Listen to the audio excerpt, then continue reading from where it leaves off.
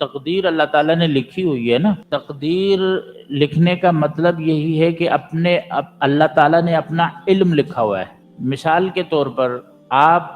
کا ایک علم ہے، آپ کو پتہ ہے کہ کوئی بھی چیز اگر آپ چولہے پہ بوائل کرنا چاہ رہے ہیں تو آپ کو پتہ ہے کہ یہ چیز میں اگر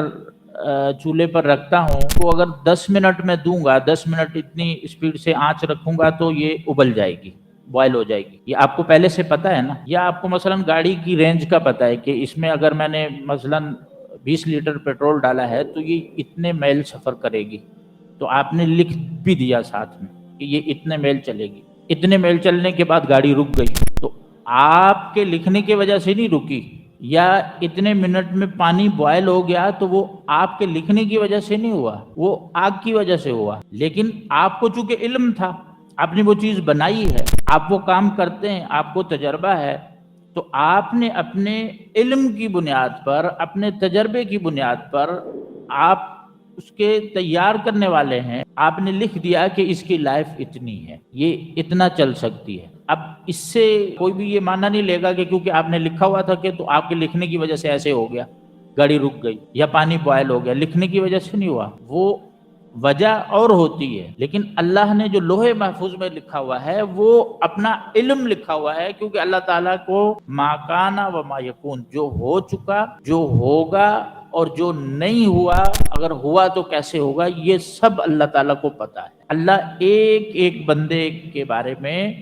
جانتا ہے کہ اس بندے کے کرتوت کیسے ہوں، اس علم کی بنیاد پر اللہ نے لکھ دیا ہے۔ اب کوئی یہ نہیں کہہ سکتا کہ کیونکہ اللہ نے لکھا ہوا ہے تو اس وجہ سے ایسے ہو رہا ہے، نہیں، ایسی بات نہیں ہے۔ اللہ نے اپنے علم کی بنیاد پر لکھا ہے کہ یہ بندہ، اس کو میں پیدا کروں گا، یہ اس کو میں نے 2 راستے دکھائے ہیں، یہ برا راستہ اختیار کر، اس وجہ سے اللہ تعالیٰ نے لکھ دیا ہے، اور اللہ کو اس کے انجام پتہ ہے۔ جیسے اب کوئی ٹیچر اس کلاس میں پڑھا رہا ہو تو اسٹوڈنٹس کو بھانپ لیتا ہے نا، جانچ لیتا ہے کہ یار یہ بچہ محنتی ہے، ٹائم دیتا ہے، ہوشیار ہے، یہ نمبر لے جائے گا، پاس ہو جائے گا یا پوزیشن لے جائے گا۔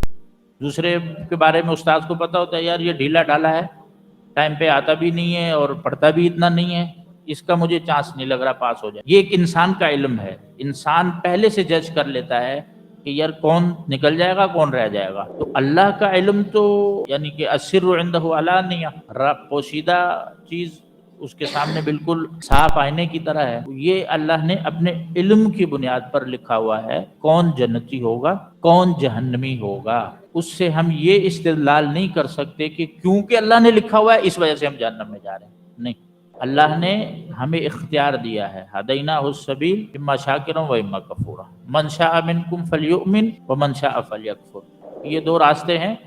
کفر کرنا چاہتے ہو کفر کرو، شکر کرنا چاہتے ہو شکر کرو۔ اگر شکر کرو گے تو اس کا یہ بدلہ ہے، کفر کرو گے یہ بدلہ ہے، اور اگر بدلہ مل گیا تو پھر نہیں کہنا اللہ نے کیا ہمارے ساتھ ایسے کہ آپ نے انتخاب ہی غلط کیا۔ تو یہ ہے۔ اور دوسرا ایک جنرل بات ہے، یہ تو آپ جتنی تہ میں جاتے جائیں گے تو انسان کی عقل تو چھوٹی ہے، محدود ہے۔ آپ صلی اللہ علیہ وسلم کا فرمان ہے کہ جب تقدیر کا ذکر آئے تو خاموش ہو جاؤ بس۔ کچھ چیزیں ایسی ہیں، بلکہ بہت سی چیزیں ایسی ہیں کہ اللہ نے ان کے بارے میں ہمیں کچھ بتایا نہیں ہے، اور اسی کو ہی ایمان کہتے ہیں۔ اللہ تعالیٰ نے بتا دیا کہ میں نے انسان کو اختیار دیا ہے، ہم کہیں گے ہاں دیا ہے، اب